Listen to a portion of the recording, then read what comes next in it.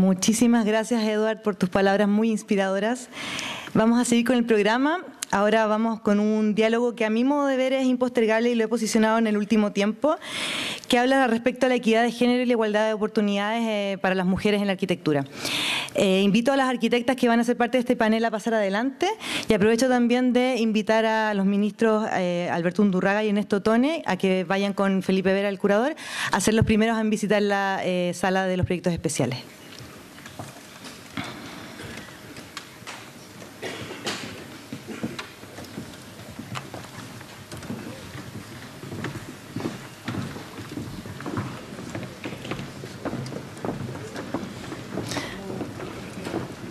¿Quiénes se sienten ahí? Sí. Bueno, la primera fila está vacía ahora, así que pueden venir las personas que no tengan asiento.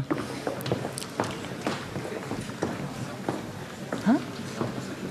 Sí, porfa. Gracias.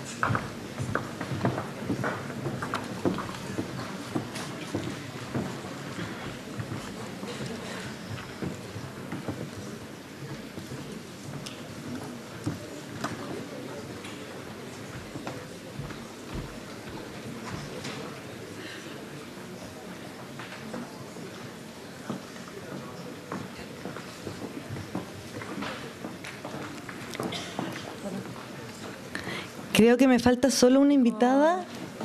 Ya.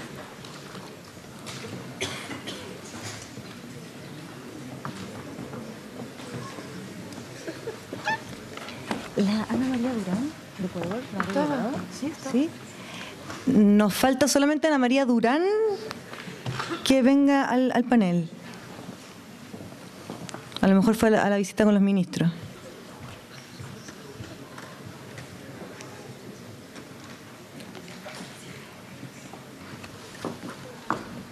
¿Yo? ¿Me puedes ayudar a editarla?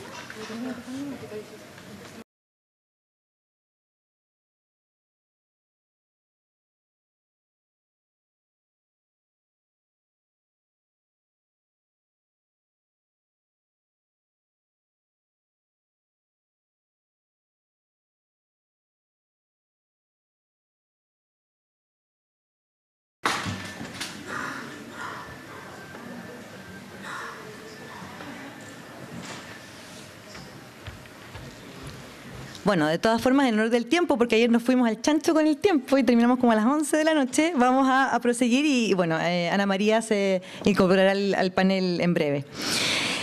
Cuando estaba preparándome para esta presentación, me vino la pregunta, o más bien varias personas me hicieron la pregunta, ¿por qué hacer un panel solamente de mujeres? Y la verdad es que me costó un poco responder. Para mí me parecía que era obvio por una serie de cosas que han estado ocurriendo en nuestro país en el último tiempo.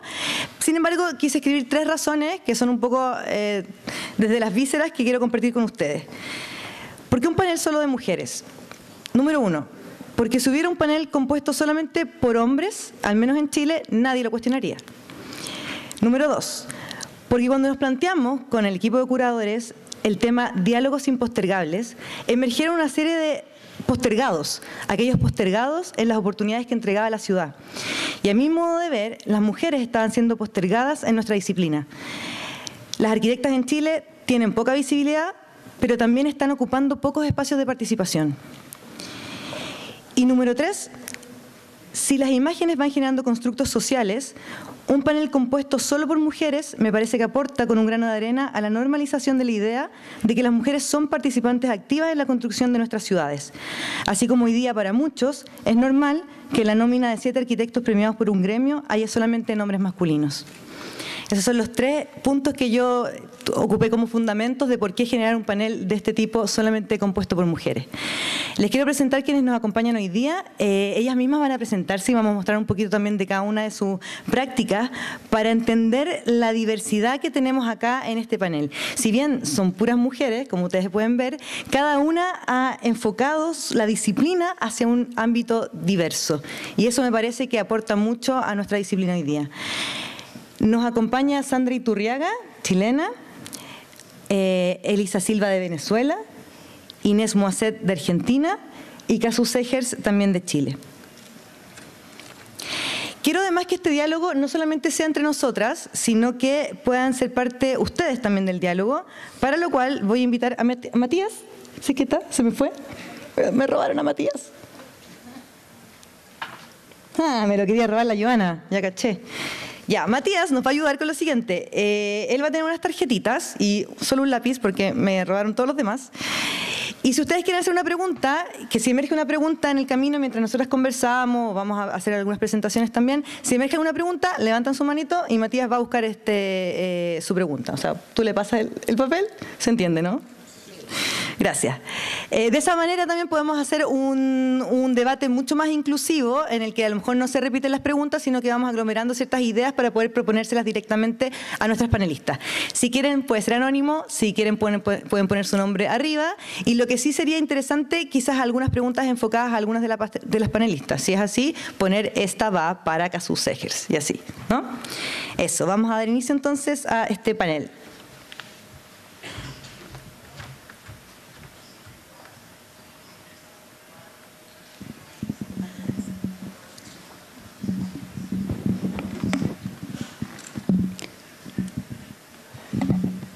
Vamos a comenzar entonces con Sandra Iturriaga, que nos cuenta un poco cómo ella ha enfocado su carrera en los últimos años. Uy, qué largo. Van a ir apareciendo además imágenes atrás que complementan visualmente la práctica con la cual las conocemos a cada una de ellas. Ya yo a todas las conozco, les he seguido su carrera y buscamos un poco imágenes que fueran representativas de aquello, para que ustedes también vean visualmente esta diversidad de la que les hablo. A ver, por no hacerla muy larga, porque somos hartas panelistas, en los últimos años he estado fuertemente centrada en poder mirar de otro modo nuestros espacios fluviales en la ciudad. Es decir, territorios que han sido históricamente segregados, con un grado de invisibilidad, yo diría más o menos fuerte, sobre todo en Santiago, nuestro río Mapocho específicamente. ¿Cómo hacer de este corredor geográfico que pertenece a nuestra identidad, ya que es el tema hoy día muy propia, ¿no es cierto?, del ciudadano santiaguino, cómo hacer de esa identidad, ¿no es cierto?, nuestro principal leitmotiv, es decir, que ese territorio vuelva a reconectarse con la ciudad y vuelva a visibilizarse como un territorio privilegiado, desde el cual nosotros nos podemos incorporar, ¿no es cierto?, la movilidad, el paisaje, una ventana en realidad al paisaje en Santiago. Y diría que uno de los privilegios que me ha tocado en este tiempo, ya que estamos hablando de una, ¿no es cierto?, no diría una visión de género, pero sí del rol que a uno le toca en esto, es que estos son procesos súper colectivos. Yo diría que la arquitectura en sí es un arte colectivo. No me ha tocado nunca ver una obra en que participe un único autor o que sea capaz de atribuirse esa suerte como de autoría, pero en la ciudad sobre todo esos procesos son fuertemente colectivos y por lo tanto el rol tanto la participación de los equipos de arquitectos, muchas veces el rol de actores públicos, a veces tiene que ver, ¿no es cierto?, con la participación de quienes habitan esos territorios. Es decir, esa ecualización ha sido muy rica durante este proceso porque más que poner en valor el rol del arquitecto o de la arquitecta como una suerte de artífice, de genio, ¿no es cierto?, una cierta autoría, tiene que ver más con sostener esos procesos colectivos que a veces son muy largos, sobre todo, digamos, a veces incluso un poco desestimulantes cuando uno ve que cuesta mucho hacer las cosas, pero es volver como a conectar esos tejidos. Entonces, si tuviera que resumirlo, diría que he estado en estos años viéndomelas con ese tejido, y si les gusta la metáfora, ¿no es cierto?, de las mujeres, podemos perfectamente ser capaces de incidir en ese tejido que es la ciudad, y que en este caso tiene que ver con el tejido de la ciudad y el río. Las imágenes que traje, de hecho, tienen que ver, ¿no es cierto?, con lo que se ha conseguido, que a veces es bien modesto, es decir, son poner en valor de nuevo bordes de nuestro río Mapocho, solamente para experienciarlo. En esa condición de experiencia con la ciudad es lo que más me interesa, es decir, volver a experienciar la ciudad desde su condición geográfica, volver, ¿no es cierto?, a situarnos en un valor del espacio público, sobre todo en Santiago, donde esa experiencia con la geografía es fundante. Y es probable que nuestro río nos dé esa oportunidad, diría casi como una condición súper privilegiada. Y no es menor, fíjate, que en este proceso de 10 años casi que llevamos, bueno, 8 para ser más exacta, me ha tocado participar en muchos seminarios y congresos afuera, donde me he encontrado con muchas mujeres que han estado participando de estos procesos en otros contextos urbanos y fluviales, y casi he llegado a pensar, fíjate, que no es casual. No me lo había planteado quizás hasta ahora, porque tampoco soy una experta para hablar de género, ni creí nunca participar en un panel de puras mujeres, para serte franca. Pero creo que no es casual, es decir, entender que estos procesos muchas veces requieren bajarle el tono, por decirlo así, a una condición fuertemente autoral, que a veces con la cual se la tiene que ver la arquitectura, y más bien hacer, ¿no es cierto?, sostener, mejor dicho, ese proceso en una fuerte condición colectiva, que yo creo que es lo que más me ha enriquecido quizás en este tiempo. Súper. Ahora pasamos con Elisa Silva de Enlace Arquitectura, que viene llegando de Venezuela hace poquitos días. Sí, muchas gracias, Paula, por incluirme en este panel, y encantada de sostener esta conversación. Cuando me comentaste de participar, la idea era también algo un poco biográfico, entendía, de cómo la carrera se iba perfilando, y en pocos minutos es difícil hacerlo, pero pensé que quizás compartir unos episodios podía ser una manera de hacerlo en breve. Uno es muy pertinente para este público, que fue dentro de la maestría de arquitectura. Tuve como profesor a alguien que ustedes todos conocen, que fue Alejandro Aravena, en su primer semestre en la Universidad de Harvard en el 2000. Y lo que le agradezco es haberme dejado muchísimas preguntas sobre la informalidad, sobre la emergencia, sobre los asentamientos espontáneos, que si bien yo me crié realmente en los Estados Unidos, viajaba mucho a Venezuela e insistí en el siguiente viaje visitar un asentamiento informal. Nunca había estado, yo viví en los suburbios americanos, básicamente.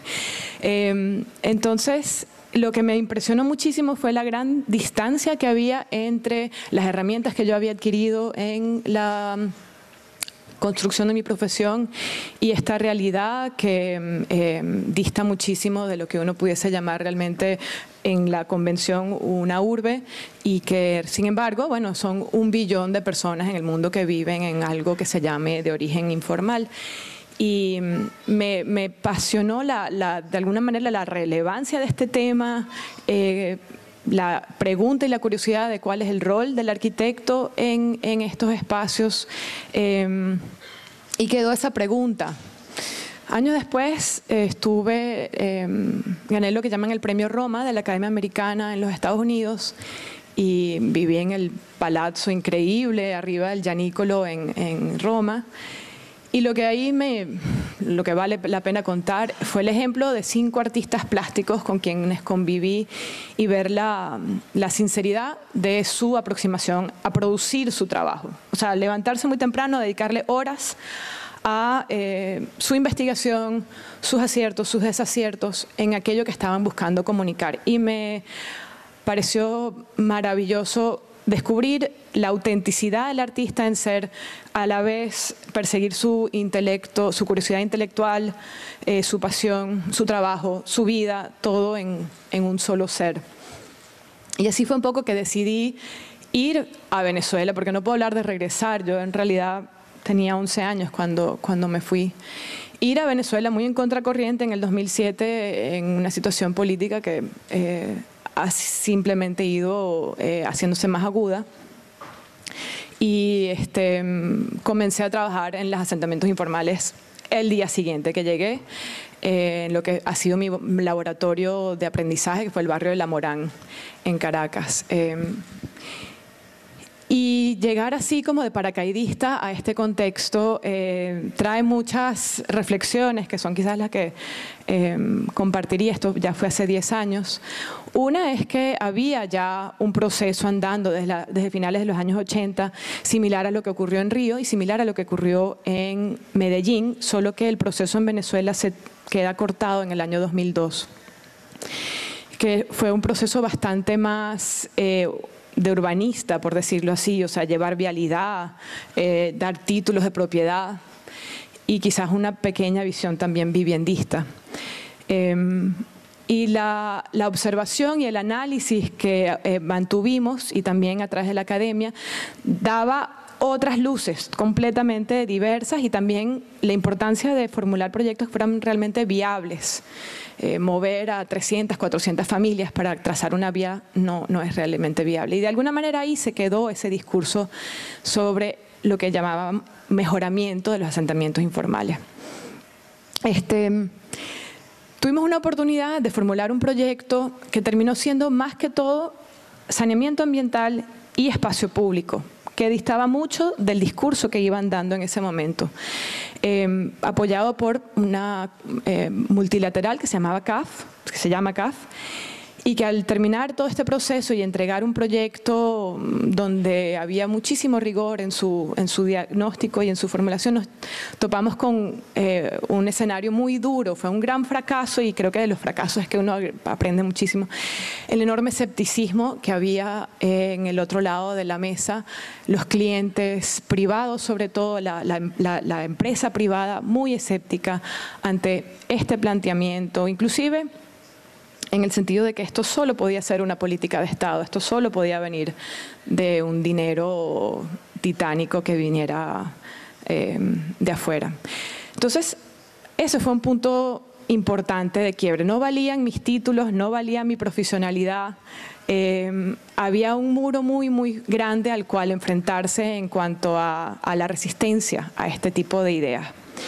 Y ahí fue que la oficina cambió muchísimo y se convirtió realmente en una oficina que busca construir un consenso en la ciudadanía a través de múltiples procesos educativos que emprendemos, no solamente en la universidad, sino realmente en espacios de exposición, en museos que están cerca de las barriadas de la ciudad, pero también a los que asisten la élite.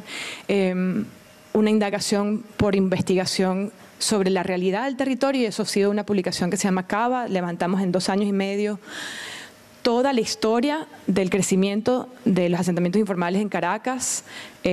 Cuantificamos la población, cosa que no estaba totalmente resuelta.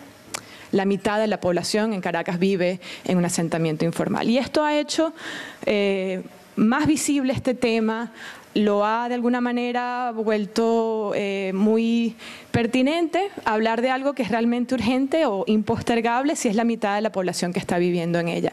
Y hablar no tanto de mejoramiento o de estas grandes imposiciones urbanísticas, sino de realmente cuál es la esencia de la vida en estos espacios y cómo integrarlos, sobre todo a su contexto. Este componente de integración ha sido lo que ha llegado a la superficie con mayor fuerza. Entonces, eso sería mi reflexión sobre la práctica. Súper, sí. Vamos a seguir ahora con Inés Moiset o Moiset. Moiset. Inés Moiset, sí. Esta es solamente la introducción a lo que vamos a discutir, es para que las conozcan a ellas y sepan más o menos en qué han enfocado su carrera. Bueno, cuando Paula me decía de contar lo que había hecho en la vida, hay muchas vidas en la vida, así que voy a empezar como de la 4 o la 5 más o menos. He hecho muchas cosas, me dedico principalmente a hacer investigación, trabajo en el Consejo Nacional de Investigaciones Científicas y Tecnológicas de la República Argentina. Es de los pocos organismos de ciencia y tecnología en el mundo que soportan a investigadores de carrera, y hay algunos en el área de arquitectura. Ahí trabajo sobre el tema de la investigación proyectual, es decir, cómo generar conocimientos a partir del proyecto de arquitectura, a partir de nuestras propias herramientas, lo cual fue también como una novedad porque la mayoría de los investigadores trabajaban sobre temas más bien patrimoniales o técnicos, etcétera. Pero más allá de eso, de hacer papers, de dirigir a doctorandos, de dar cursos de epistemología, de la arquitectura, etcétera, siempre me interesó poder salir un poco de ese círculo tan reducido y poder llegar a otros públicos. Fue así que durante muchos años produjimos con Omar París la revista 3060, Cuaderno Latinoamericano de Arquitectura, que fue un poco la continuidad de lo que yo había estado trabajando con Marina Weissman en mi etapa de formación. Ella fue una de mis maestras y de inspiradoras. Una de las cosas que hacía Marina, que lo mencionó casualmente Eduardo Rojas recién en su presentación, es que ponía el ojo crítico en la historia, ¿no? Miraba críticamente cómo estaba escrita la historia, una historia escrita desde parámetros europeos y cómo se había quedado de lado toda una visión de lo latinoamericano. Bueno, esa manera de explicar la historia también me ayuda en otros trabajos que estoy haciendo. El último que estoy haciendo y por el cual creo que estoy aquí, que es el blog Un día una arquitecta, que empezamos hace 3 años atrás, y que surge a partir de que, bueno, en toda esta trayectoria de crítica de arquitectura, de investigación, me fueron invitando a diferentes eventos, así como hace Rojas hizo el recuento de cuáles son los eventos a las bienales a las que fue. Me puse a ver los afiches de las bienales en las que había participado y bueno, pasaba esto, siempre estaba sola o en un panel no sé, he llegado a estar sola en un panel de 16 arquitectos, ¿no?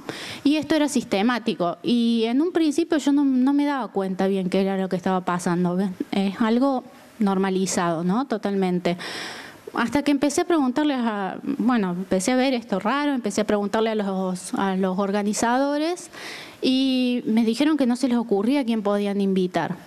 Ahí empecé a armar y me dijeron, bueno, envíanos listas a ver quiénes pueden participar de nuestros paneles. Y así empecé a armar listas para los distintos eventos y de esas listas un poco surgió la idea de hacer un blog y de mostrar en las redes sociales todos los días la biografía de una arquitecta. Al principio creímos que no íbamos a alcanzar, era un proyecto de 1 año de hacer 365 arquitectas y comenzamos a hacer una lista con cierta incertidumbre, creyendo que no íbamos a completarlo. Hasta el momento hemos publicado 600 biografías y tenemos una base de datos de 1.500 arquitectas, es decir que, bueno, ¿por qué no están? No se sabe por qué no están, hay que preguntarse cada vez que uno organiza un evento o una publicación.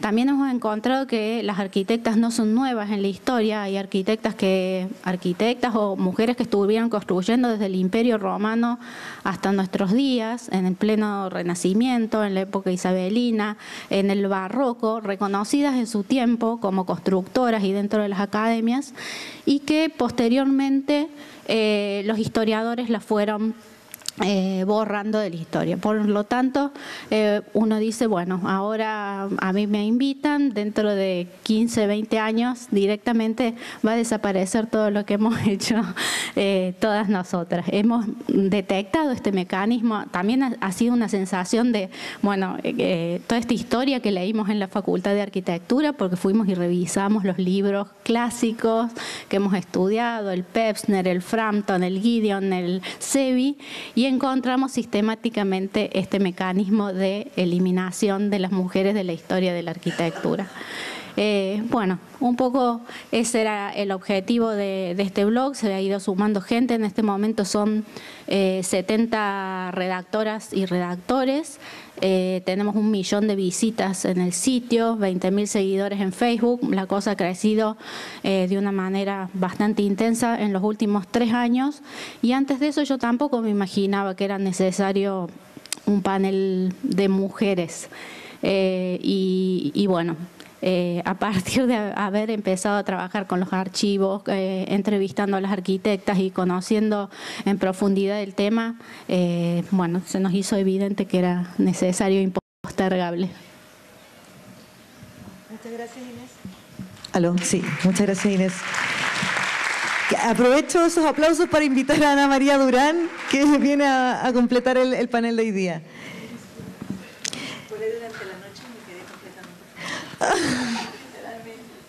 Bueno, vamos a continuar con Cazú y finalizamos con la presentación de Ana María, para pasar luego al debate. ¿Ahí? Sí. Ya, bueno, Qué difícil. Hay que autopresentarse, sí, como lo han hecho todas, increíble. Lo mío es el territorio.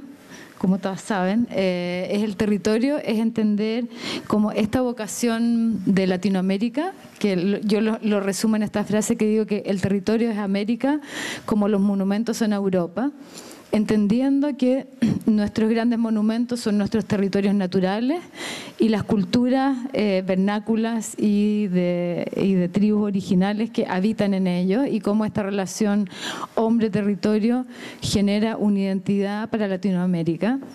Además tengo esta matriz de haber estudiado en la Universidad Católica Valparaíso y haber tenido el privilegio de ser discípula de Godofredo Yomi, muy cercana, y realmente... Yo entré a estudiar diseño a la Católica Valparaíso, nunca pensé en ser arquitecta, y porque me encontré con Godo, a los 2 meses de entrar había un primer año común, por suerte, y Godo me habla de Amereida y me dice que América no ha sido descubierta, que Colón venía a las Indias, que América aparece como un regalo y que en realidad hasta ahora hemos sido los americanos unos imitadores y con una mente colonialista, y que estamos invitados a inaugurar este ser americano, que es finalmente este poema épico que se llama Mereida, que de alguna manera está traspolando a la Eneida para inaugurar lo que yo llamo la americaneidad. Me tomo algunos como privilegio, ya que soy discípula, de no ser así bien políticamente correcta, pero me parece que sí, y que mirado como el contexto en el que estamos hoy día, global, y de las problemáticas que se han estado debatiendo hoy día en los diálogos impostergables, creo que realmente América, las Américas, no solamente la del sur, la latina, sino que también la del norte, pero principalmente la América Latina, y tal vez los habitantes de las costas del Pacífico, tenemos algo que decirle al mundo, y de alguna manera estamos marcando como esta pauta de hacia dónde tenemos que virar. Y bueno, también uno junta pasión con vocación, y con eso genera destinación. Soy una empedernida deportista aventurera, y durante la época de la universidad recorrí Chile en moto desde Arica hasta Tierra del Fuego, lo cual era años 80, lo que me hizo de alguna manera vivir el territorio y las comunidades vernáculas en el cuerpo y experimentar esto, y eso quedó en mí.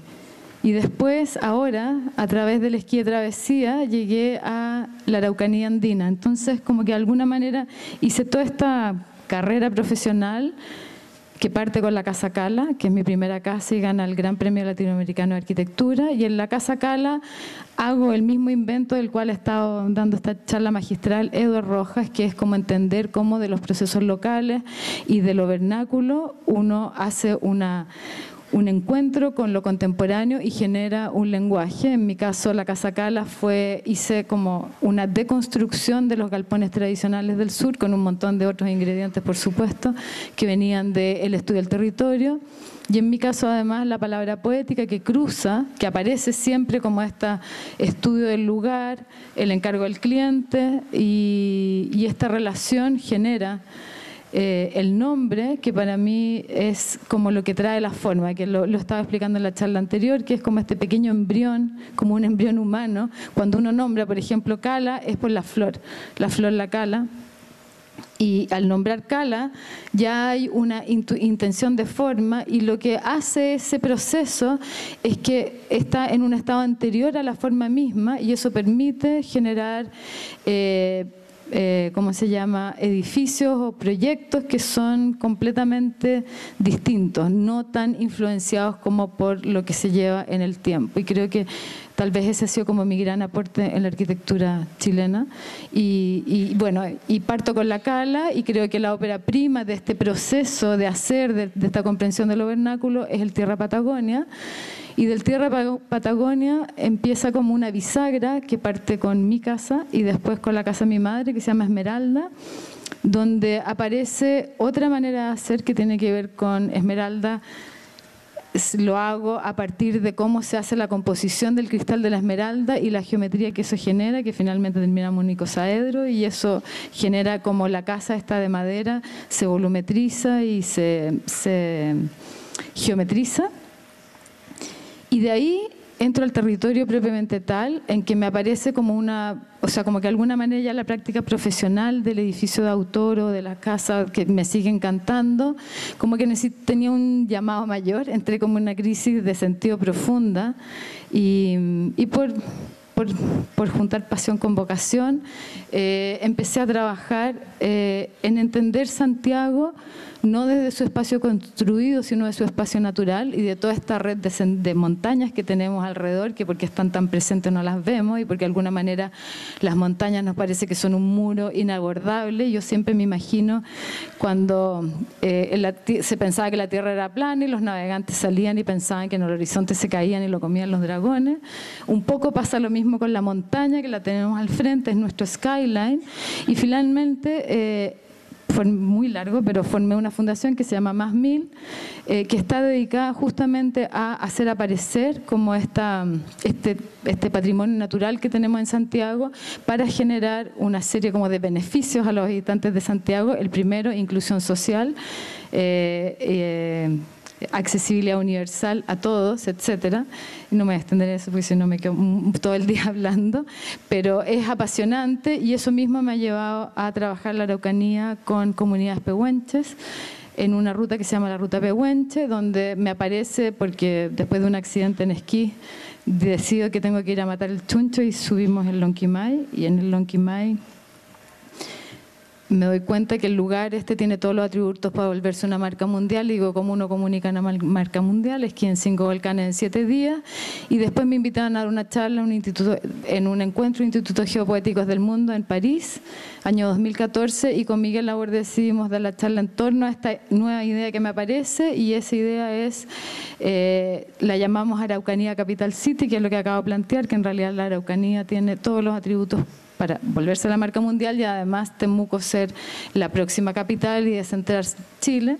Y bueno, y todo eso de alguna manera es como ir construyendo una narrativa, una nueva narrativa en el territorio y entendiendo cómo estos procesos locales nos pueden permitir salir de modelos extractivos que destruyen el territorio y el patrimonio natural que tenemos a modelos colaborativos y de inclusión social. Y me quedo ahí porque si no, seguimos toda la noche. Voy a pedirle a mi... pero qué rapidez, mira. Muchas gracias, Casu. Seguimos contigo, Ana María. Por supuesto. Bueno, tu invitación, Pola, y qué hermoso verles a todas aquí. Me siento sumamente honrada de estar sentada este rato aquí. Me ha hecho pensar mucho en si es que, vista en retrospectiva mi trayectoria como arquitecta, si la condición de ser mujer ha incidido de alguna manera en esa trayectoria.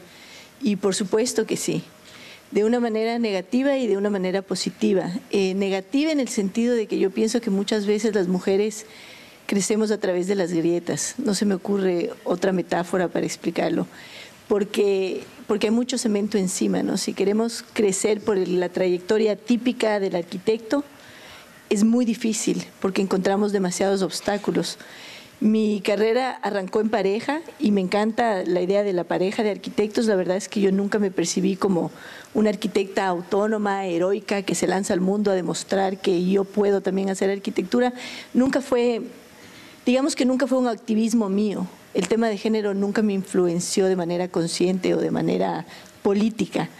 Fue más una respuesta a el tipo de barrera que continuamente he tenido que enfrentar, y esa sí ha sido una constante en mi vida, que por supuesto que me ha llevado a redefinir mi trayectoria, porque el rato que tú estás caminando y quieres avanzar y te encuentras con una barrera, vas a girar, y te encuentras con otra y vas a girar, y te encuentras con otra. Y he hecho muchas cosas que yo creo que nunca hubiera hecho si no fuese porque encontré tantas barreras que me impidieron tener una trayectoria típica masculina, digamos, que es lo que yo pensaba que tenía que hacer.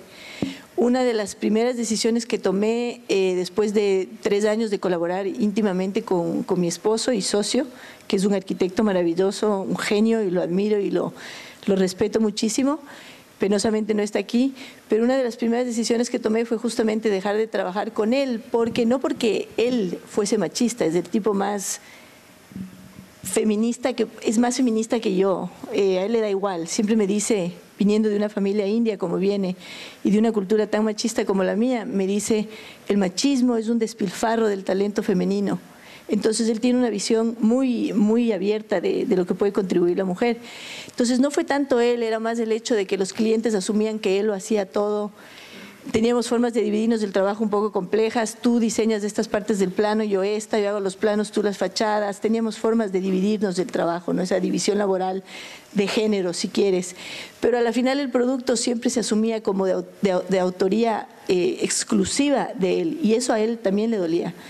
Y a mí me molestaba. Entonces yo empecé a tener una especie de rebeldía, de ira contra los clientes que no querían, contra los albañiles no querían que yo fuese a la obra, me decían, ¿dónde está el arquitecto? Señora, ¿dónde está el arquitecto? Estoy aquí, un poco como Alfredo Dar, ¿no? Quería un pito enorme después de 3 años de trabajar en pareja y ponerme a pitar de la desesperación, pero no. Los clientes igual en las reuniones, la exclusión era visual, no me miraban a los ojos, no me hablaban a mí, hablaban solo con mi marido, y al final de las 2 horas de reunión me regresaban a ver y me decían, a esta dirección envíenos la factura. No, y en las reuniones académicas me regresaban a ver y Ana María, ¿nos sirves del café? Todas hemos vivido estas experiencias, son cosas que están tan embutidas en la cultura que ya ni siquiera las cuestionamos. Entonces la mujer está ahí siempre para cumplir un servicio secundario y se le invisibiliza y se la tacha, se le niega la posibilidad de ser un agente de expresión cultural. Entonces eso a mí me molestaba y lo que hice fue separar mi trayectoria de la de mi esposo. Pero claro, yo no conseguía comisiones, todas se iban donde él. Entonces yo ya no quiero trabajar contigo porque me quiero desarrollar sola, entonces no tengo trabajo, básicamente. Pero eventualmente, poco a poco, encontré las grietas, me metí a hacer otras cosas, a escribir sobre arquitectura, eso me abrió puertas, eso era más difícil de negar que era mío. Me metí muy de cabeza en la academia, a hacer talleres, a hacer recorridos por la América con mis intereses. Siempre me interesó el espacio amazónico. De cierta forma también ese territorio es el que me ha llevado a esta altura de la vida a hacer un doctorado en urbanismo amazónico. Quiero entender por qué se está urbanizando la Amazonía, cuáles son las consecuencias del extractivismo, etcétera, etcétera. Pero a la final sí, el género ha pesado y ha pesado muchísimo en mi vida. Hasta el momento en que yo era estudiante, no, ni siquiera me lo pensaba.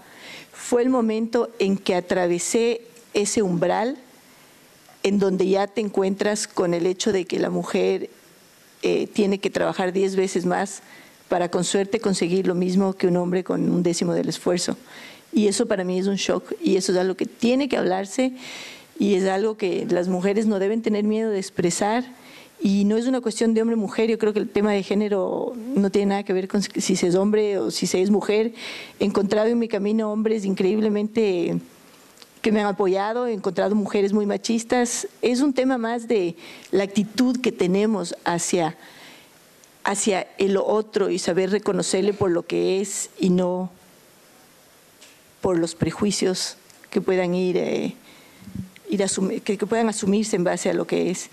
Y ya para cerrar les cuento una historia porque a mí me marcó mucho en una época de crisis en la que yo estaba seriamente considerando abandonar la arquitectura por completo.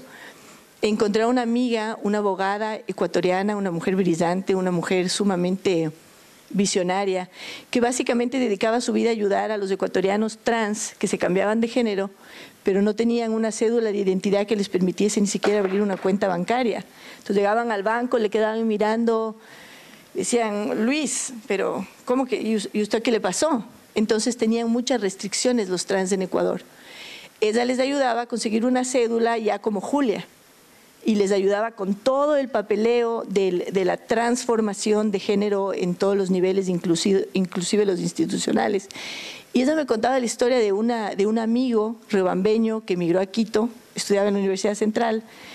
Este amigo quería ser mujer, siempre había querido ser mujer, se hizo mujer en Quito, pudo ser mujer finalmente, fue estudiante como mujer brillante, la mejor estudiante, las mejores notas, se graduó y 2 años después, cuando ella ya le había conseguido los papeles, cuando ya tenía su vida de mujer, que era la que él quería, se lo encontró un día con terno y corbata y le dijo, ¿y qué te pasó? Tanto esfuerzo, tanta lucha, te peleaste con tus padres, tus hermanos no te hablan, todo el mundo te rechazó porque querías ser mujer y ahora estás de hombre. Y dijo, es que hijita, yo ya no soporto el machismo.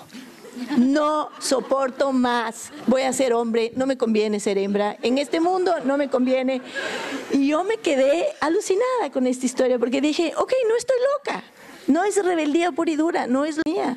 Este país está hecho en contra de la mujer. Y yo no tenía hijos y no los tuve hasta los 38 años. Por favor, no culpen a los hijos. Es un problema estructural que tenemos que hacer un esfuerzo por cambiar. Eso es.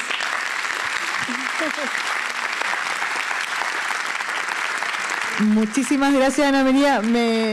Me da mucho placer también que podamos estar hablando de esto también a nivel como regional, ¿no? Como además Latinoamérica, o sea, una cosa también que nos atañe a todas, no es una cosa local de acá, y que también estemos todas en la preocupación de ver hacia dónde va esto, ¿no? A mí me gusta contar la historia. Yo cuando era estudiante también éramos casi 50 y 50% hombres y mujeres. También había mucho compañerismo, obviamente había equipos de los distintos lados.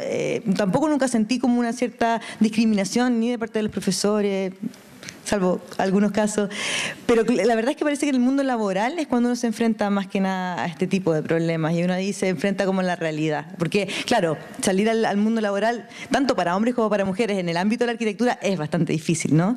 Y para las mujeres es una cosa triplemente difícil.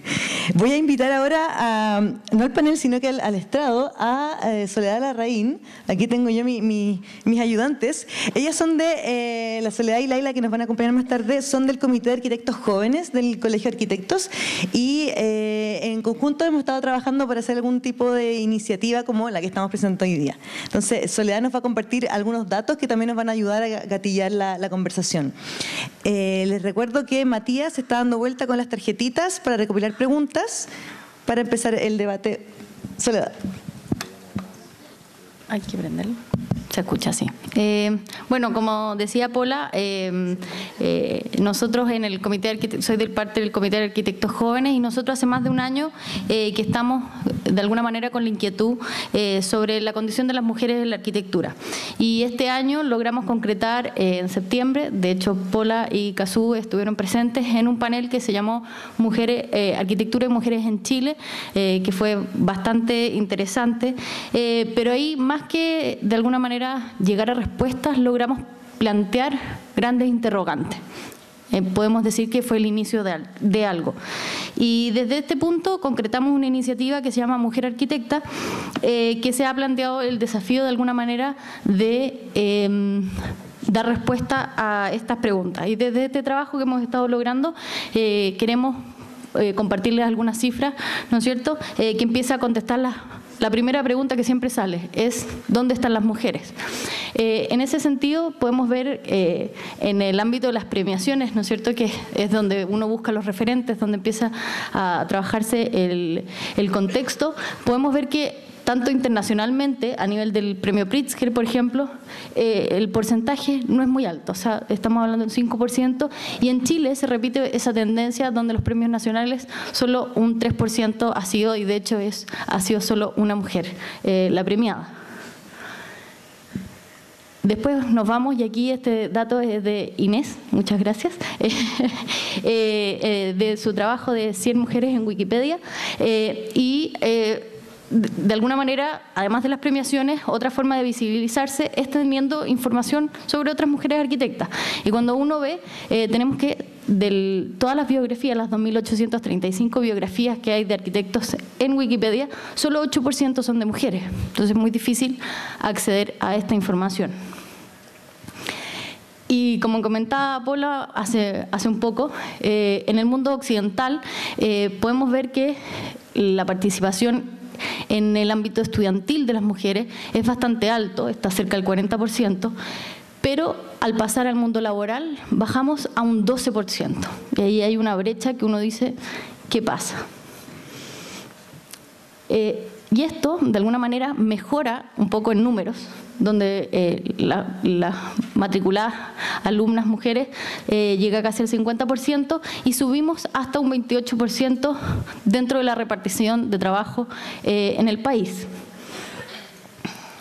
Pero Chile además se encuentra como el 6º país de la OCDE con menos participación laboral femenina. Esto no es solamente para la arquitecta, sino de manera general. Entonces uno dice, es algo que es de la disciplina, pero como también comentaban las panelistas, tiene que ver con algo que es mucho más transversal. Después nos vamos a otro punto que es tremendamente importante, es que cuando uno empieza a revisar, y esta información está sacada de la encuesta que hizo el Colegio de Arquitectos este año a sus participantes, empezamos a trabajar los tramos de salario y podemos ver que en el primer tramo, el más bajo, en general es bastante repartido y a medida que vamos subiendo los salarios, la participación de las mujeres en ese tramo es mucho menor. Entonces, en el fondo tenemos que en el tramo número 3, que estamos alrededor, por ejemplo, de 3 millones de pesos, las mujeres empiezan a desaparecer. O sea, su presencia es mucho más en los trabajos de remuneraciones más bajas.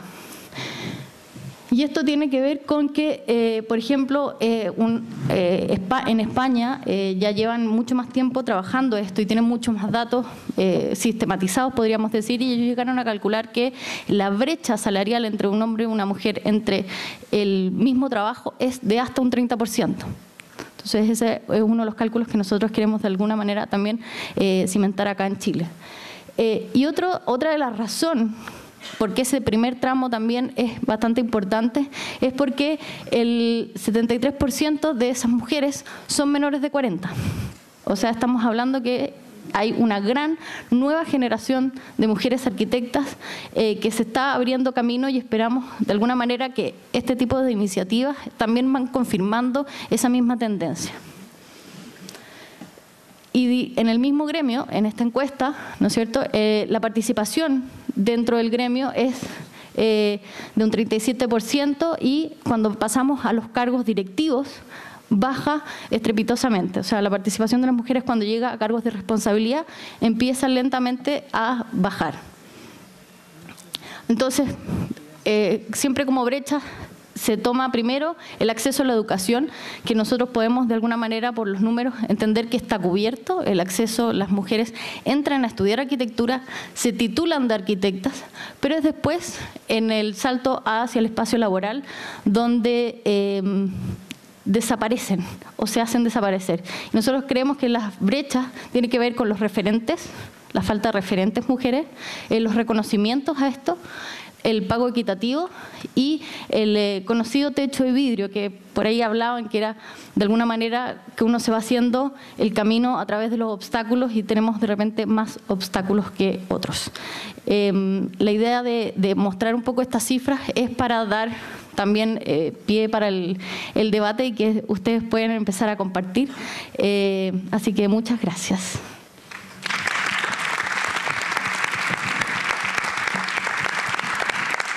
Justamente, Matías, ¿cuántas preguntas conseguiste? Una está por terminar.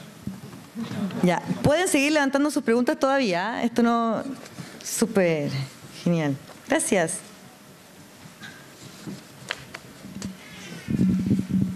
Yo primero voy a partir yo con una pregunta porque yo inventé este debate. Tengo una pregunta que es súper directa y que harta gente me lo ha preguntado y yo creo que se ha puesto a la discusión. Aquí voy a ser bien transparente. Aquí está Sebastián, está la Pilar, no sé si está Alberto Texido por ahí, está Juan Pablo, bueno, son todos del Colegio de Arquitectos. Yo levanté un llamado de atención desde mi trinchera respecto a una premiación que se hizo en la que había solamente nombres masculinos, una premiación del Colegio de Arquitectos. Y mucha gente preguntó en ese momento como... ¿Y entonces qué? ¿Debería haber quizás un premio especial para mujeres? Y yo no les voy a responder. Quiero que me cuenten ustedes qué opinan respecto de esa idea. ¿Tendría que haber un premio que fuera el premio para la mujer en la arquitectura? ¿Qué cree el público? ¡No! ¿Quién quiere responder? Los italianos inventaron uno que se llama ArcVision, ¿no? Que en el fondo está... creo que tiene 5 años y que está nombrado como el Pritzker mujer, de alguna manera, y lo inventan por la misma pregunta, por la que es que ven que es necesario relevar el rol de la mujer en la arquitectura y de ahí aparece este premio. Así que, si bien no debiese haber un premio término hombre-mujer, pero tal vez es interesante como premiar esas prácticas, no sé, como esa diferencia, no sé.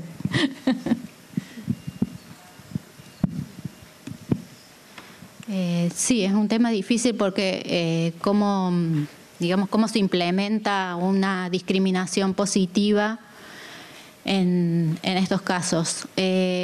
Una de las formas de continuar con el premio nacional y no crear un premio paralelo es buscando que los jurados también sean mitad y mitad, por lo menos.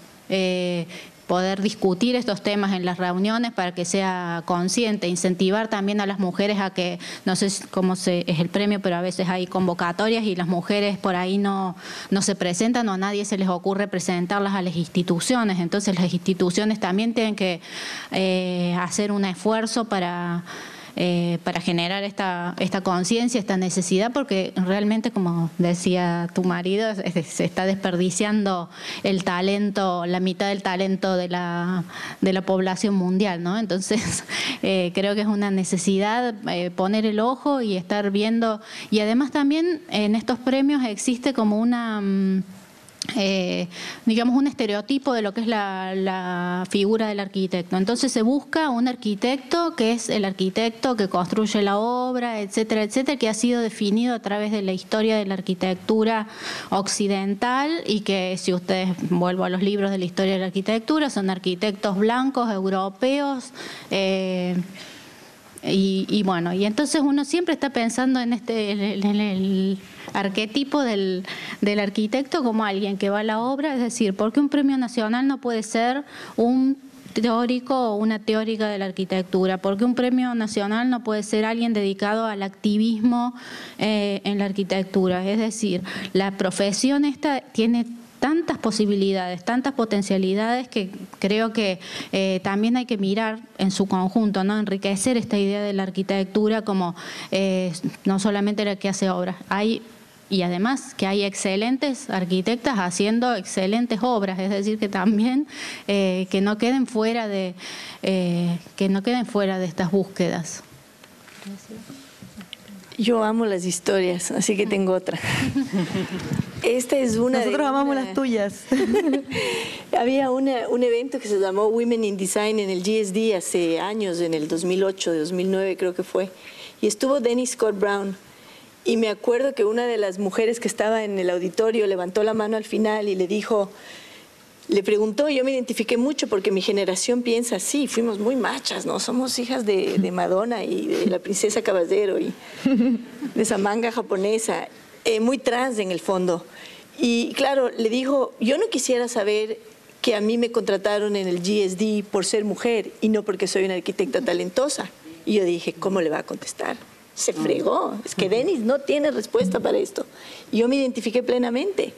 Y lo que me sorprendió fue la respuesta de Dennis Scott Brown. Ella le dijo, yo prefiero que una arquitecta diga, me contrataron en el GSD por ser mujer, a que diga, no me contrataron porque yo no tengo suficiente talento. Y ¿sabes qué? La realidad es que la mayoría no son contratadas por ser mujeres, pero piensan que es porque no son ni talentosas, ni capaces, y lo que se está haciendo es mermando la autoestima de muchísimas mujeres en el mundo. Y yo me quedé, wow, qué buena respuesta.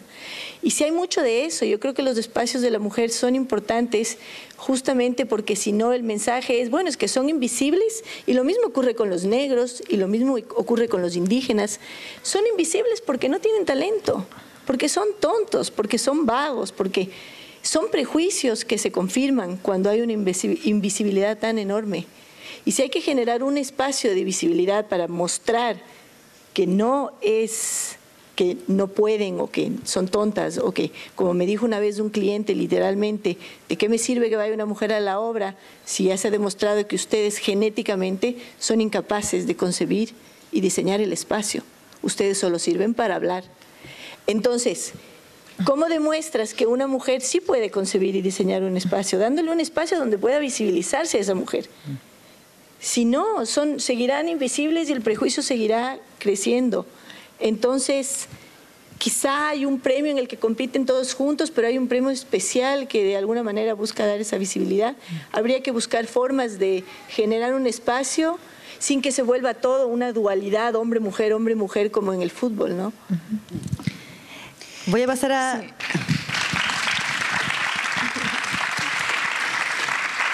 Voy a pasar a revisar algunas de las preguntas del público. Ignacia pregunta, ¿cómo se imaginan un cuerpo técnico que materialice la mirada femenina sobre el urbanismo, pensando y considerando esta mirada como un lugar de la marginalidad?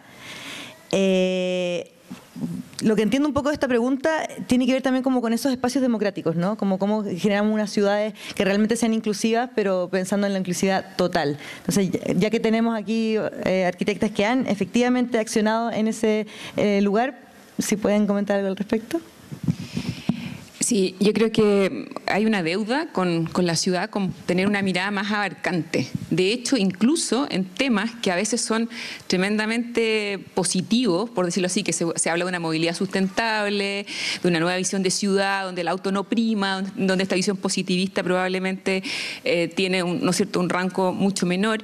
Y aún así, existe una visión a veces tremendamente hegemónica y sesgada de un tipo de usuario que se parece ser el que es depositario de la ciudad, o sea, el tipo de 30 años, que anda en bicicleta, más rider, y que probablemente usa esos espacios de movilidad de una manera súper masculina. Entonces, creo que esa inclusividad necesariamente tiene que empezar, ¿no es cierto?, a incluir una mirada mucho más amplia, que no solamente hacia la mujer, también hacia el niño, hacia el espacio del ¿no es cierto?, del anciano, que probablemente una sociedad hacia la cual va la nuestra, de los mayores, ¿no es cierto? Y eso no es solo hacia la mujer. Yo coincido contigo, Ana María, que es la mirada hacia el otro, en que la ciudad ha dejado probablemente mucho más de lado, planteando, ¿no es cierto?, una visión como mucho más sesgada hacia un tipo de ciudadano que generalmente es una visión que también lo ha proyectado. La planificación ha sido preferentemente o ha estado preferentemente en manos de hombres, y si uno ve, ¿no es cierto?, toda la pelea que dio la Jane Jacobs en los años 60, ella misma era sesgada porque no tenía una profesión de urbanista y la llamaban que era una dueña de casa, que no tenía el suficiente dominio, ¿no es cierto?, de esta disciplina, y por lo tanto también fue en súper vilipendiada esta visión inclusiva. O sea, ha tardado casi 50 o 60 años en que se haga recién, o se incorpore recién como una deuda con la ciudad. La Jane Jacobs dio una pelea porque se la consideró casi activista, tuvo que volverse activista para que fuera escuchada, ¿no es cierto?, dentro de su réplica por la ciudad, y de hecho porque padeció, más que ser ella misma arquitecto o su disciplina de origen ser arquitecto, ella padecía, ¿no es cierto?, esta segregación de la ciudad en sus propios barrios. Creo que necesariamente, si se ha tardado ya 50 o 60 años en incluir, ¿no es cierto?, esas nuevas visiones, tendríamos que tener un salto exponencial, yo diría, en los últimos, o sea, los próximos años, de que sea una visión mucho más inclusiva, pero, insisto, no solo hacia la mujer, también es hacia ese otro que ha sido permanentemente segregado. O sea, los niños y la gente de edad, probablemente hoy día, si uno quiere ir en una vereda, por ejemplo, caminando tranquilo con un bastón, en Santiago es prácticamente imposible. Eso no es predominio de las mujeres, a lo mejor las mujeres que usamos taco, yo no, pero que el taco empieza a ser un impedimento. En los ancianos, por ejemplo, o en gente de movilidad reducida, es prácticamente imposible recorrer 200 metros en una ciudad, en una buena vereda, con un ancho digno. Justamente, Elisa, hay una pregunta que voy a aprovechar de hacértela porque tiene que ver con esto también, que es dirigida a ti. En tu oficina trabaja en la arquitectura desde la integración y diálogo participativo, buscando un cambio de mentalidad en cada intervención. Quizás esta forma de intervención podría replicarse cuando hablamos de las mujeres en arquitectura que buscan escenarios para la integración. Excelente pregunta. Voy a ir primero a la anterior y después esta.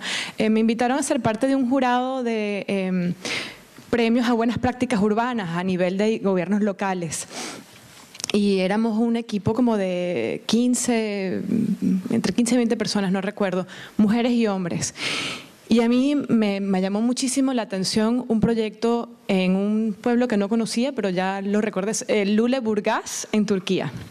Y me fascinó porque lo que estaban promoviendo era un cambio de práctica donde habían incluido dentro del equipo que manejaba todo lo que tenía que ver con movilidad urbana, transporte público, etcétera, a un comité de mujeres, y lo habían hecho proactivamente. O sea, habían dicho, no, este equipo no va a ser a como vengan el currículo que se presente, sino vamos a hacer un esfuerzo para que sea al menos 70% mujeres.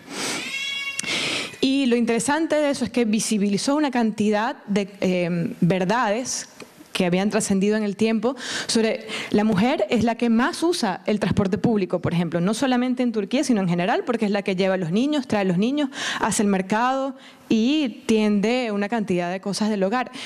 Paga muchísimo más en transporte público que un hombre.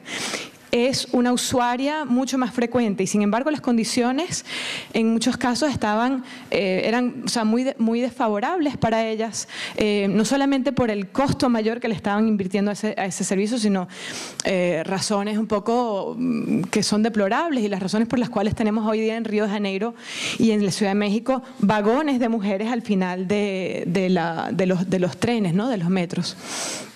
Ellas lo que hicieron fue una campaña educativa, concientizar, visibilizar todo este tema y darle un vuelco importante que no iba a suceder si se mantenía una oficina liderizada por hombres, ¿no? Me llamó mucho la atención esta iniciativa. También me llamó la atención que a nadie más en el comité le encantó el proyecto tanto como a mí. Pero y lo interesante de esa experiencia en Lüleburgaz es que otras oficinas públicas habían decidido empezar a hacer cosas similares. O sea, tanto los que manejaban, por ejemplo, asistencia ante el público, las clientas que venían eran casi todas mujeres. Sin embargo, las respuestas se las estaban dando siempre un hombre. Y habían descubierto que en eso habían como unas fallas importantes de comunicación y de la calidad de la atención. Entonces, eso creo que fácilmente se le puede atribuir a muchísimas profesiones, pero en este caso estamos hablando de la acción del gobierno local ante un funcionamiento ciudadano, ¿no?, y urbano. Ante la segunda pregunta, sí, una de las cosas que agradezco mucho de la sociedad venezolana, y la puedo comparar con la española, sitios donde he vivido, Suiza, alemana, italiana, americana y francesa. He estudiado o he vivido en todos estos países. Y el posicionamiento de la mujer en Venezuela no es tan malo como lo es en España. Es impresionante. Yo quedé aterrada de lo que yo viví trabajando en una oficina muy reconocida, pero no vale la pena decirlo ahorita. Pero hay una equidad mayor y esto es una sociedad bastante matriarcal. Estas barriadas de las que estoy hablando, las líderes comunitarias son mujeres, los hijos tienen una gran admiración y casi un sentido de sobrevivencia gracias a la presencia de su madre. Entonces, en el ámbito profesional, yo sí tengo toda la certeza de que ese gran frenazo con el que yo me encontré hubiese sido distinto si no hubiese sido mujer. Y la respuesta mía fue: yo tengo que construir argumentos sólidos, yo tengo que construir la información, levantarla, mostrarla, visibilizarla, para que no sea un tema de interpretación sobre mi valor profesional, sino que de alguna manera esa información la solidifique, la haga incuestionable hasta cierto punto, ¿no? En este tema de la inclusión, en la inclusión social, impresionante que a pesar de tener ya un legado político que va para sus 20 años, que se basó supuestamente en un discurso de mayor inclusión y que fue una protesta a políticas anteriores que no lo habían sido, es solo quizás en los últimos años que yo he empezado a ver, sobre todo dentro de la profesión, una aproximación muy distinta. O sea, no solamente en mi oficina, sino muchas otras oficinas liderizadas por mujeres también, que se han volcado al tema de trabajar en comunidades, en proyectos muy discretos, con muy pocos recursos, pero siempre con las comunidades. Me llama mucho la atención que este cambio de enfoque hacia la inclusión la está realmente liderizando, debo decirlo, un cuerpo de mujeres bien interesantes dentro del país. En las comunidades el hablar con una mujer y ser mujer es hasta inclusive una ventaja, una gran ventaja, porque como les digo, las que llevan la batuta son mujeres en estos casos. Lo que sí creo que es interesante es quién está realmente poniendo el tema en discusión, ¿no? Tenemos un proyecto que figura aquí en la Bienal, de transformar espacios públicos en los asentamientos informales de la ciudad, y el cuerpo social con quienes trabajamos es impresionante, es 90% mujeres que trabajan dentro de esa ONG.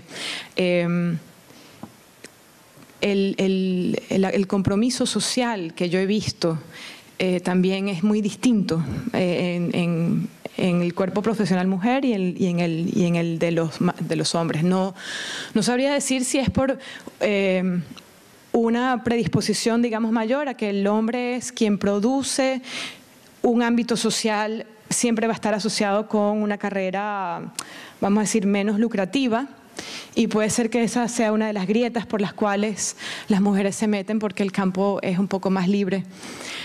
Pero bien, aprovecharlo y entender que nuestro rol sí es un rol educativo hacia la sociedad, hacia clientes, hacia inversionistas, hacia los mismos ciudadanos. Eso ha sido algo que no estaba tan claro en la formación 20 años atrás, pero que yo sí siento es fundamental hoy día en una práctica relevante de arquitectura, sobre todo en Latinoamérica, donde el tema inclusión es tan importante. Perdón.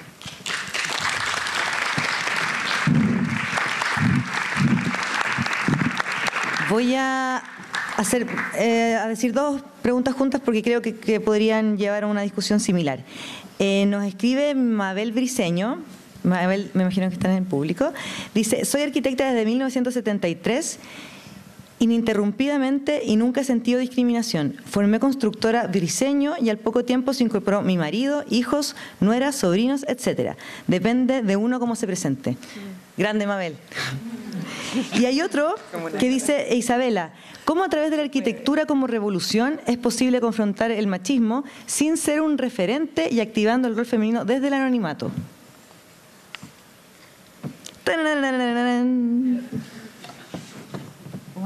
Sí, repite la pregunta. Más bien, ¿cómo se puede generar una revolución desde la arquitectura en términos de mujer y hombre, o dice aquí, para confrontar el machismo, pero sin ser un referente, sino que más bien activando ese rol femenino desde el anonimato? Yo creo que, y tal vez era como una respuesta que tenía para Ignacia a propósito de lo del urbanismo. Ajá. Y yo creo que uno tiene que ponerse a trabajar nomás. O sea, como que no importa si es hombre, si es mujer, si uno tiene más oportunidades o menos oportunidades, sino que es como que hay algo que a uno lo atraviesa y uno se lanza. Por ejemplo, todo esto que cuento de estos trabajos de inclusión sociales, de alguna manera yo dije, no me gusta el estado de las cosas, en vez de alegar contra el gobierno, el medio ambiente, el vecino, mi exmarido y con quien sea, digo, o sea, me pongo a trabajar para que las cosas mejoren, y entiendo que hay resistencia, que genera conflictos, que hay dificultad, y que finalmente que eso no sea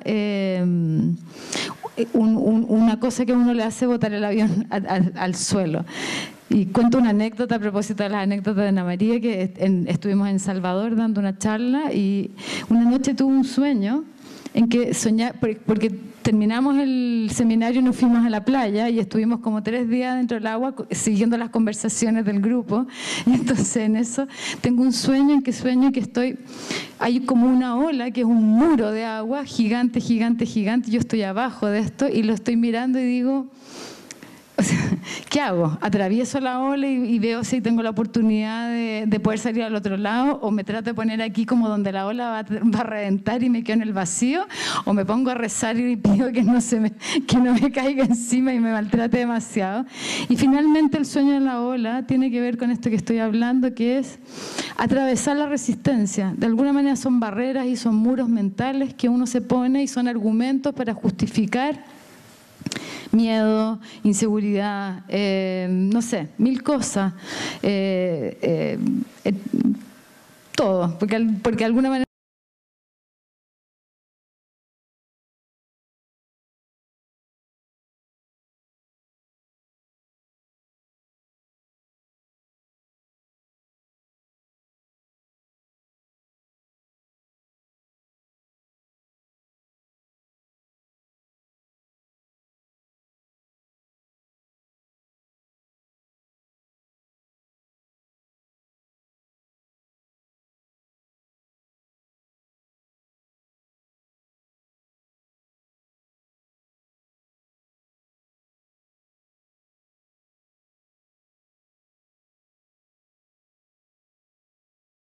O sea, no es que todo esto del blog nuestro, no es que a ver cuál es el tema que podemos tocar para hacer que el blog tenga 1 millón de visitas. Nosotros la verdad que ni nos esperábamos esto.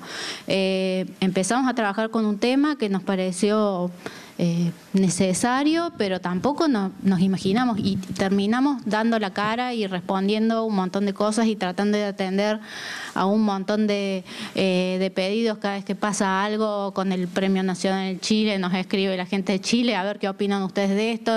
Pasó en España también similar este año con el premio o el año pasado con el Premio Nacional de Arquitectura de España, y así a principios de este año hubo un congreso en Argentina donde había 31 expositores varones también.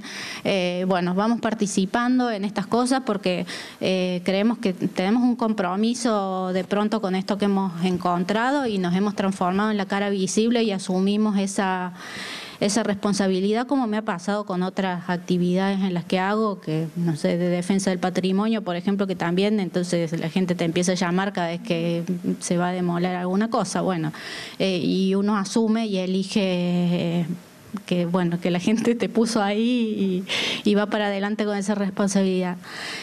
Con el tema de que si yo nunca me sentí discriminado, qué sé yo, eso es muy, para mí, bueno, forma parte de la experiencia de cada una, pero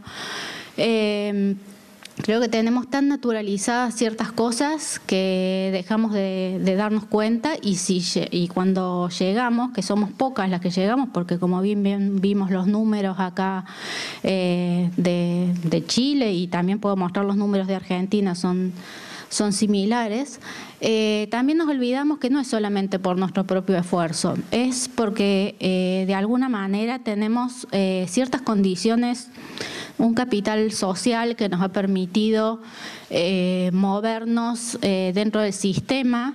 Por ejemplo, mis 2 padres son arquitectos, entonces contactos, yo a los 15 días estaba trabajando con Marina Weissman. Eso no puedo creerme que yo, por todos mis méritos, he logrado llegar hasta este punto. Yo he trabajado muy mucho, he hecho todos estos 10.000 esfuerzos por encima de mis colegas, pero también sé que hay unas condiciones que favorecieron que yo llegara, y a lo mejor compañeras mías de la facultad que tenían el mismo talento más, hoy no están en todas las bienales hablando y opinando y diciendo cosas como yo digo, ni mostrando sus obras, ni se les publican las obras, y eran súper talentosas. Es decir, que ya a esta altura de mi vida, con más de 50 años, empiezo a valorar eso, y además a tener una visión un poco solidaria, porque si a mí no me pasó, veo por las estadísticas que es algo que está pasando, y mucho. Entonces, esto ya ha sido descrito en psicología, se llama el síndrome de la abeja reina. Googleenlo, van a ver cómo describe y cómo explica por qué el sistema elige a algunos de los miembros del grupo oprimido o del grupo de la minoría para hacerlo formar parte.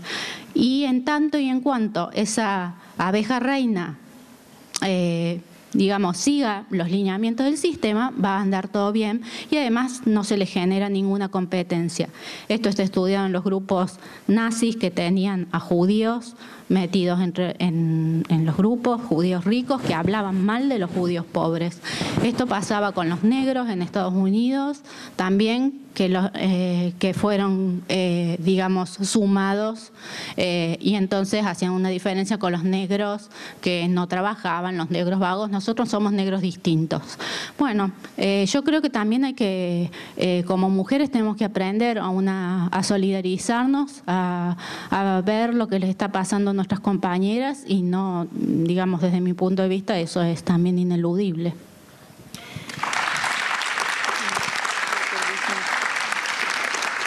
Voy a leer 2 reflexiones, esperando a que lleguen las últimas preguntas, porque hay gente levantó la mano. Estas ya son las últimas preguntas, ¿ya? Aquí dice, presentes USACH. Me imagino que son los estudiantes de USACH que están acá. Presentes USACH. Ya. USACH dice, ¿qué opinan respecto a que, entendiendo y compartiendo la necesidad de este diálogo impostergable del rol de la mujer en la arquitectura, de la necesidad de hacer visible su labor como un ejercicio necesario de equidad en el oficio, que todas las autoridades más relevantes del salón se hayan retirado al comienzo de la mesa de diálogo?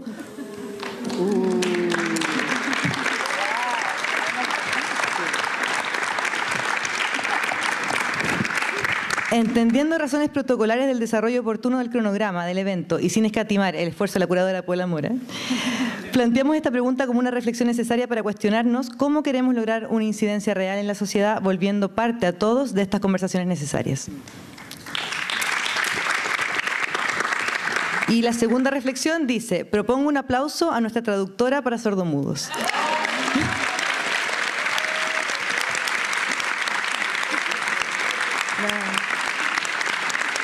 ¿Las preguntas, Matías? ¿Más preguntas? Ya, si se demora mucho no va.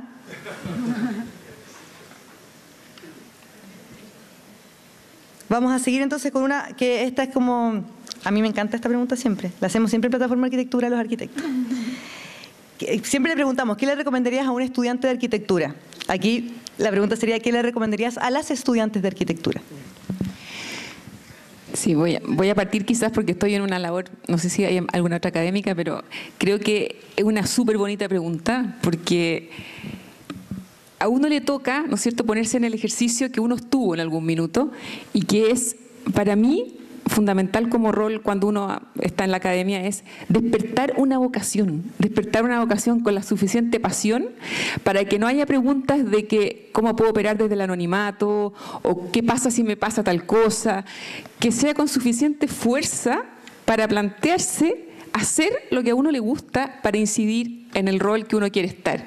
Y por cierto, creo que es de la labor más bonita que uno le toca como docente, ¿no es cierto?, en la universidad, es ver que llegan en esta sociedad, sobre todo en Chile, mujeres dormidas, mujeres anquilosadas por una estructura social que les ha dicho que tienen que estudiar para tener un cartón, para que no digan que no ha hecho nada y luego a casarse, y fundamentalmente no creerse en el rol que tienen como una fuerte incidencia en nuestra sociedad. Y son mujeres talentosas, de los segmentos sociales más altos que tiene este país, lo cual uno dice han tenido todas las oportunidades y por lo tanto tienen un deber absolutamente necesario de responder con esa deuda, digamos, que otras quizás no han tenido y que no se creen finalmente que esto les vaya a tocar. Y me sorprende porque llegan a tercero, cuarto, incluso quinto año a título sin ese fuego que a uno lo hace caminar sencillamente, no plantearse lo que te vas a encontrar 500 metros más allá, ni siquiera desde esta posición de género, sino que empujar el carro que uno quiere empujar. Y planteárselo sencillamente como partir, es decir, no empezar a buscar estadísticas incluso de que me impidan ver ese obstáculo que tengo delante. Y me sorprende cada vez más que eso es un síntoma, o sea, que no deja de ser un síntoma aún hoy, con todas las transformaciones que supuestamente hemos tenido, no deja de ser un síntoma súper preocupante.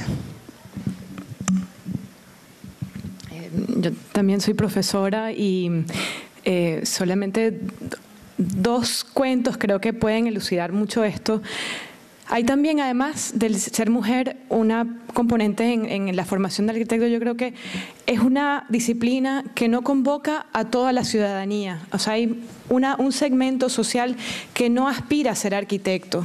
Y sin embargo, tienen una voz impresionante que debería incorporarse para justamente avanzar este tema de la inclusión. En la universidad pública donde doy clases he tenido estudiantes que han venido de segmentos sociales más bajos, lo cual me ha parecido increíble, maravilloso, pero tienen una dificultad mucho mayor por, digamos, la presión en su hogar de estudiar algo que les vaya a producir económicamente, ¿no? Pero unos padres que no tienen tan claro o que le apuestan mucho a esta hija que tienen de surgir en sociedad. Y la apoyan todo lo que pueden. Es una carrera costosa en comparación con otras carreras en la universidad. Y ese apoyo es un sacrificio para esa familia. Entonces, llega el momento de la entrega final, de un gasto importantísimo en imprimir, en maquetas, y tengo una alumna que se lo trabajó todo. Ella inclusive me tuvo que decir: profesora, yo no voy a estar por unos meses mientras hago la tesis porque tengo que trabajar para tener suficiente dinero para pagar mi entrega, que tiene unos estándares. Esa niña se volcó a la arquitectura y lo hará con muchísima pasión, no me queda la menor duda.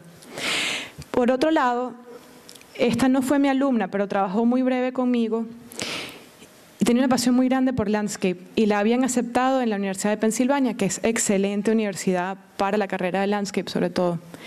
Su futuro marido, se casaron, iba a estudiar business. No lo aceptaron en Wharton, lo aceptaron en otra universidad, y la madre de esta niña, de una clase acomodada, los dos, le ha dicho: sigue a tu marido, porque es importante que él se desarrolle profesionalmente.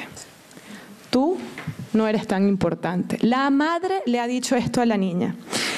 Dios es grande. Bueno, yo no soy muy creyente, pero por poder decir una frase, tuve la oportunidad profesionalmente de entrar a una sala donde yo era la consultora, y mi interlocutor me dice: oye, María Fernanda te manda muchísimos saludos. No debería decir el nombre, pero...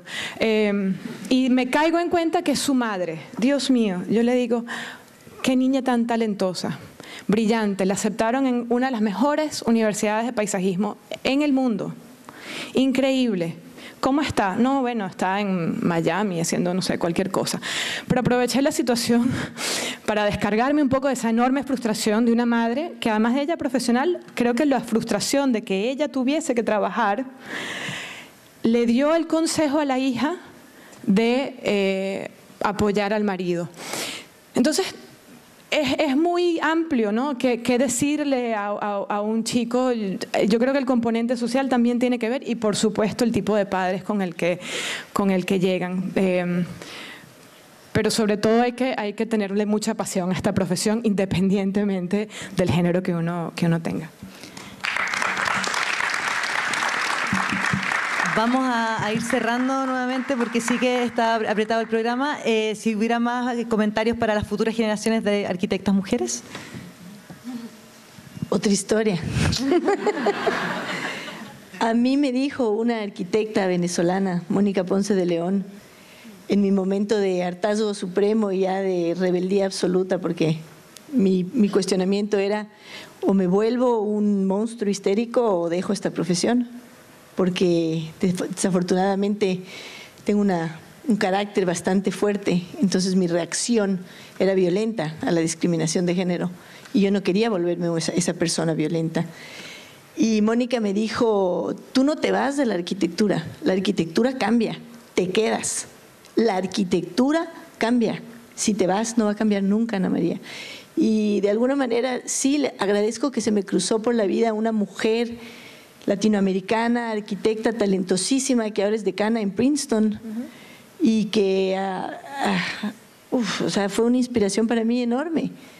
Fue como pensar: bueno, sí, tengo que tener paciencia y tengo que tener un espíritu de lucha, y no tengo por qué ser ni violenta, ni histérica, ni furiosa. Tengo que encontrar una manera de... Entonces, desde ahí mi filosofía fue: el trabajo es mi venganza. Cada vez que me discriminaban yo decía: voy a trabajar más duro, y dale, no duermes.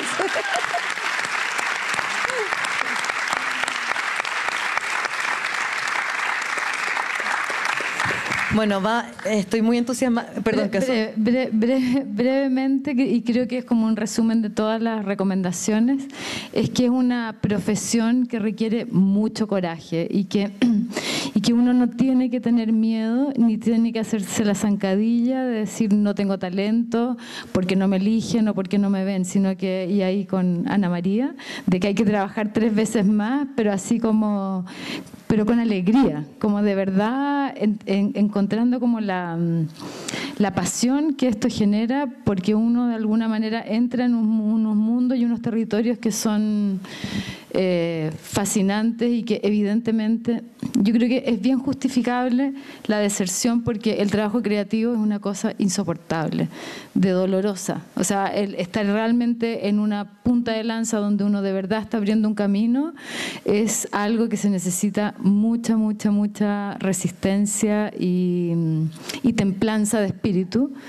Pero cuando uno logra atravesar esa misma resistencia y aparece la obra que está atravesada por uno, ese momento es magnífico, por lo tanto vale todos los esfuerzos.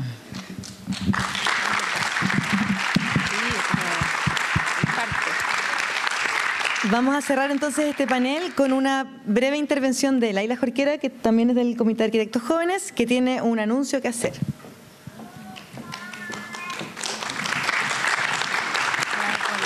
Un aplauso a la Pola, perdón. Un aplauso a la Pola. Encuentro que ha sido fantástico.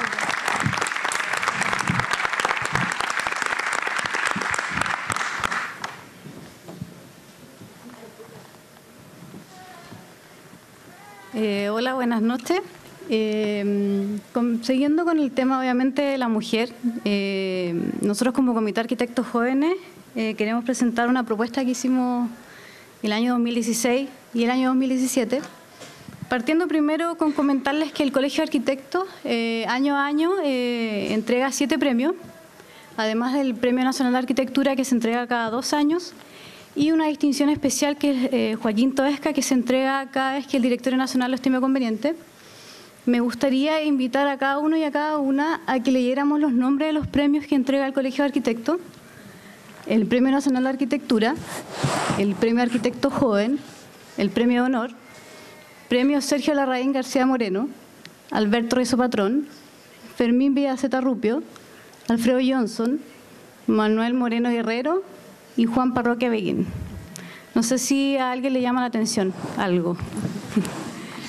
Bueno, nosotros como Comité de Arquitectos Jóvenes sí nos llamó la atención. Nos llamó la atención principalmente porque todos estos nombres representan un referente de la arquitectura nacional, y la verdad que no encontrar dentro de estos nombres ninguna mujer es un poco frustrante, sobre todo en el panel de arquitectura que se hizo el 7 de septiembre en el Colegio de Arquitectos. Se preguntó mucho respecto a qué referentes hay de la mujer, a arquitectas en el fondo, y no encontrábamos a la mano ninguno más o menos de esta época. O sea, estamos hablando de la actualidad, Casu Seges, Cecilia Puga, y hay muchos otros nombres más que podemos dar a conocer, pero no de esta época. Entonces nosotros el año 2016 hicimos una propuesta formal al Colegio de Arquitectos con la idea de agregar un nuevo premio anual con el nombre de una mujer, y que además premiara a la mujer arquitecta del año. El premio, o sea, la propuesta fue rechazada, argumentando principalmente a que esto podía aumentar la brecha de género porque existía una obligatoriedad de premiar a una mujer año a año.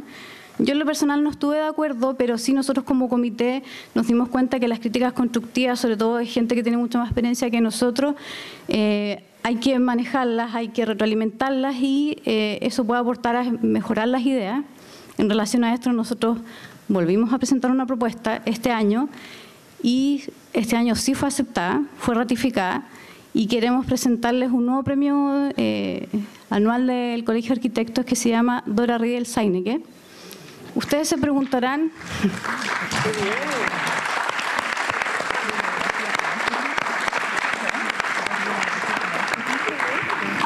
Ustedes se preguntarán quién es ella. Es la primera arquitecta titulada en Chile, se tituló el 9 de diciembre de 1930 en la Universidad de Chile. Costó mucho encontrar información de ella. La verdad que todavía estamos, y agradecemos oficialmente a la familia de Dora Riedel. Encontramos aquí en Chile a un sobrino viviendo, y hemos encontrado alguna información que pronto la daremos a conocer. A raíz del encontrarnos con esta primera arquitecta titulada, nos hicimos una pregunta: si era innovador ser la primera o era un desafío. ¿Qué significaba realmente ser la primera arquitecta titulada en Chile? Y en relación a esto nosotros nos dimos cuenta que no necesariamente es innovador o es un desafío, sino que es principalmente abrir nuevos caminos, nuevos horizontes, nuevas realidades que mucha gente no conocía. Y es por esto que el premio es a la innovación del año. El premio busca principalmente identificar, difundir y promover la innovación y desafíos de la arquitectura nacional.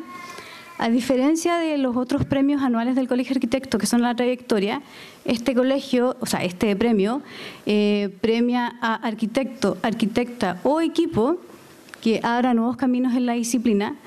Idealmente, nosotros queremos promover que este premio se lo pueda ganar un equipo, una arquitecta, etcétera, más de una vez al año, más de una vez.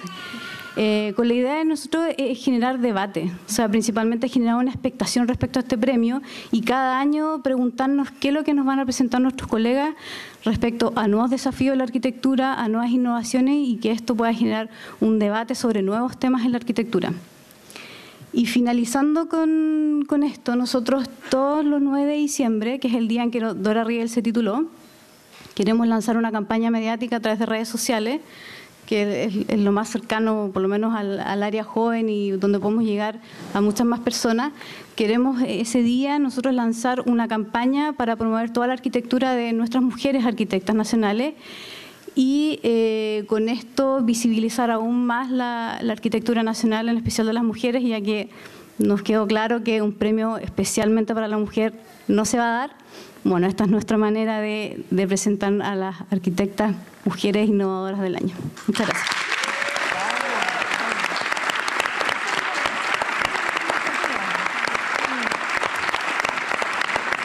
Bueno, y con esa notición entonces cerramos este panel. Agradecemos mucho a ustedes su tiempo y a las panelistas el entusiasmo y la inspiración que nos entregan.